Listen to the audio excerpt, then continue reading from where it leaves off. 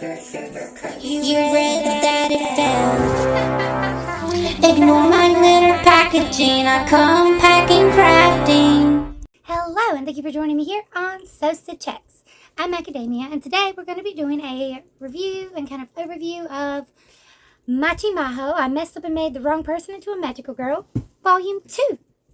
If you missed Volume 1, I will link it down below. I will also link where to get this if you'd like to buy your own copy. And I highly recommend it. It's so fun. Story and art is by Souryu, and it is not for kids, not for children, not at all. It is for older teen. The first issue was 15 or older. This one just says older teen, implying, like, I guess 17 or older. And I think it's mostly because it is a very vulgar, kind of hilarious story. Think Tank Girl and how they kind of act and kind of the violence. It's all in there. It says on the back, Magical Girl on Magical Girl Action. Before becoming a magical girl, Kaio was rude, crude, and mean. Since getting her powers, she's become even worse. But Kaio isn't the only magical girl in town. Nako has the same power level and is determined to take Kaio down. Will the city survive their battle? So this one continues where the first issue left off, where the two girls are battling it out, and it really is just destruction of property at this point, because no one's really getting defeated. They're just destroying more and more property. The newscaster lady over here does not get paid enough. She's climbed up on the rubble trying to video the incident, and luckily they destroy the camera because she can't have any evidence that anything happened, which makes her upset. She's like, I risked my life and we don't even have any footage. Like, what is this? Like, really? But they literally fight, and the only reason that they stop fighting isn't because a winner is declared. No, no, no. The battle is over because they literally pass out from exhaustion and hunger and have to go get something to eat. That's it. That's it. Nobody wins. They just got hungry.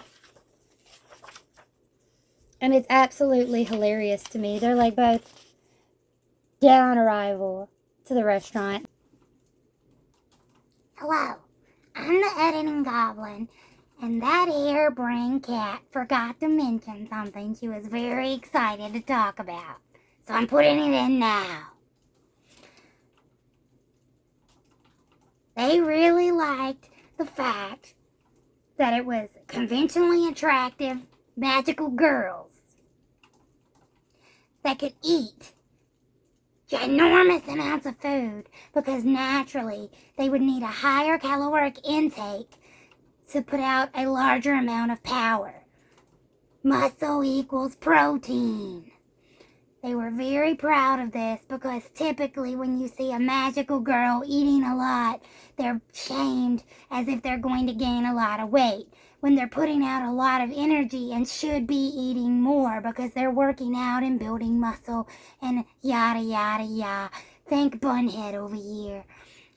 But when men do it, like Luffy, Naruto, Goku, no one bats an eye. It was very impressive how much food they were able to put away.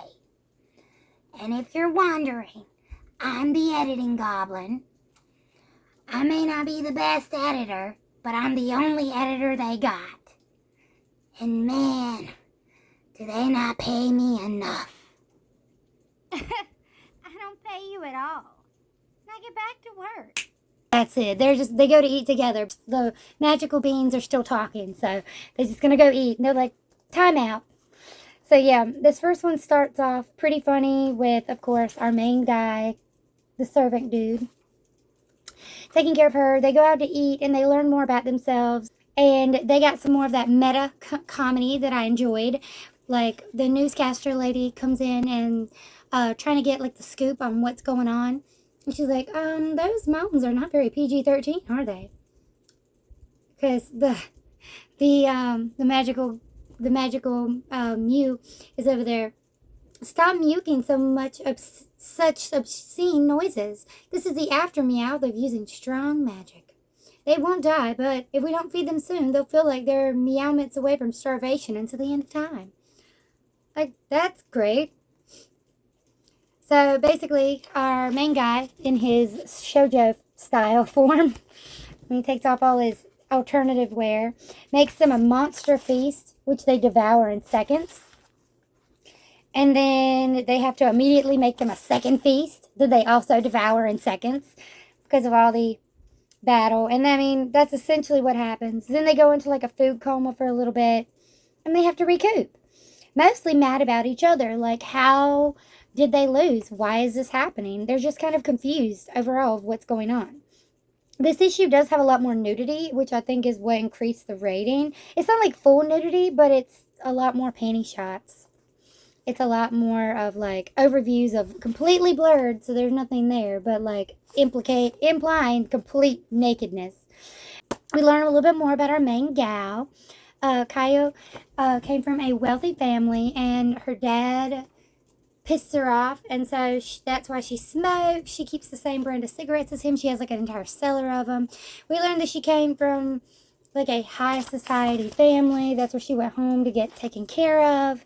And she's like, nope, not doing this. So she leaves, walks all the way home to her bunker where she sees the guy out there sleeping. They're worried about her.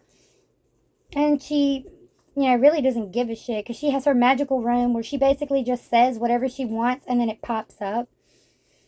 There's still people going on about the massive destruction that this happened because, remember, I stated the cameras really didn't catch anything. So all there was is just this destruction. The school completely destroyed, gone.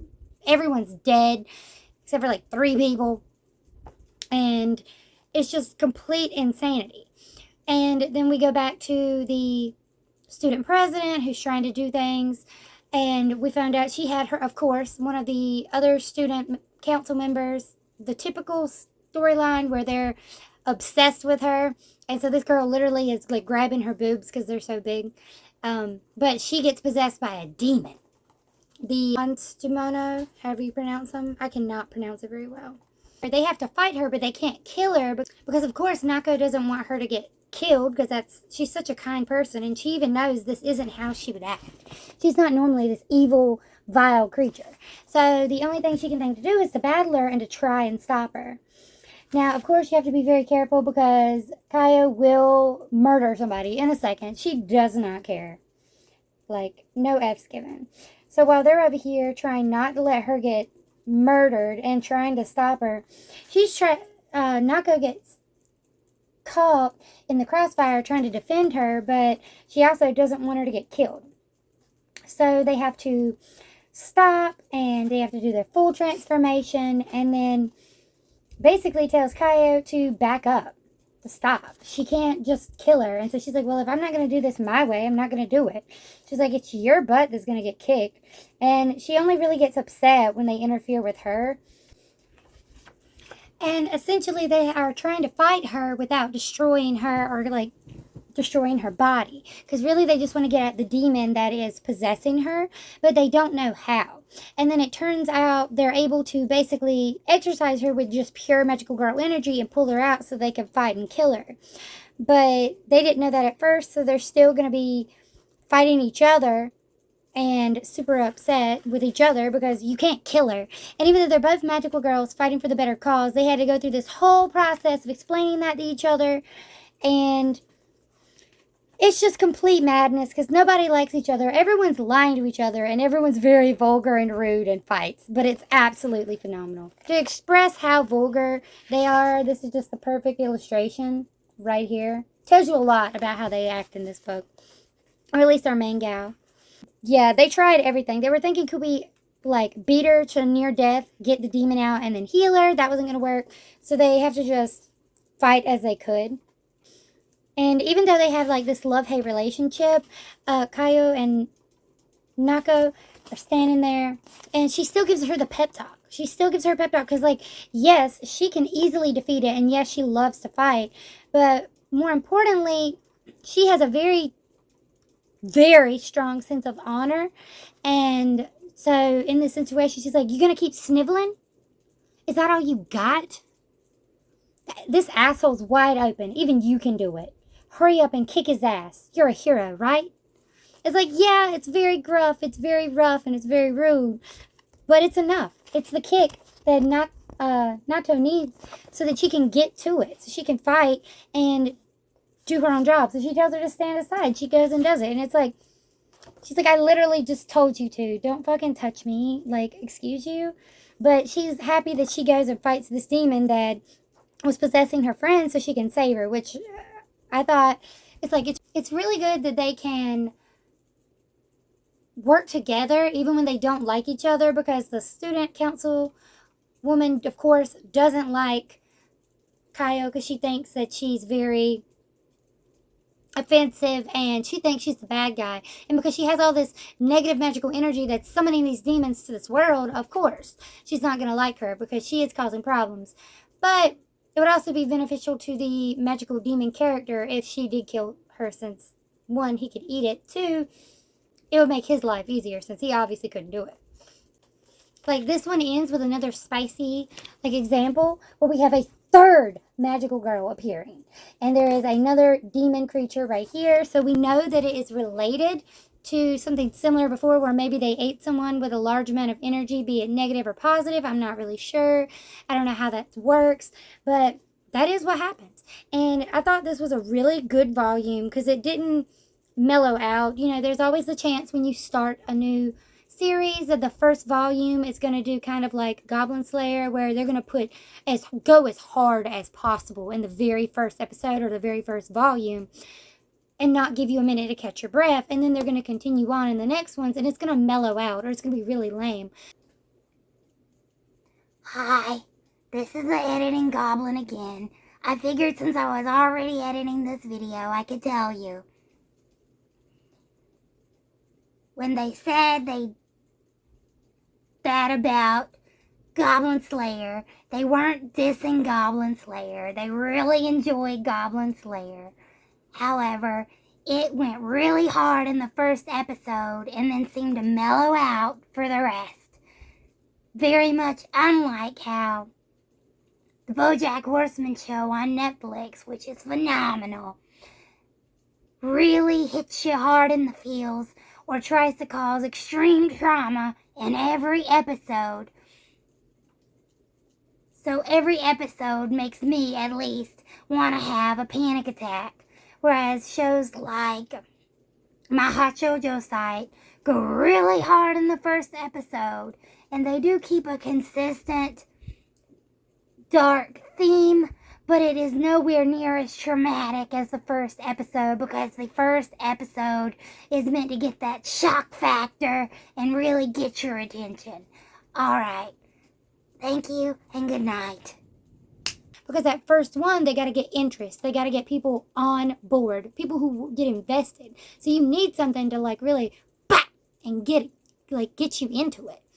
And I was worried that this over the top kind of meta jokes that are very under the radar funny, and the like very crude language and like attitude that we have in the book might get a little bit less, or they might change as they develop friendships. But no, they stayed bitchy and they stayed hard. Like, it stayed crazy. She's not calming down. She's not going any other way. They stayed very on brand for the idea that they created here. And so I'm really loving this series. I think it's really funny. It's very over the top, kind of embarrassing, but I love the characters, and I highly recommend this book. You should definitely go read it. Let me know what you think about it in the comments below. If you have read it, tell me what you think. What would you like to see? And if this is an anime, can somebody let me know? I haven't seen anything for it, but if they're going to make one, I think they should make this. This would be so good to watch. Like, I think it'd be awesome. All right. Thank you guys so much for watching, and I hope you have a wicked evening. I will see you here next time for Volume 3 and probably other things. All right. Bye.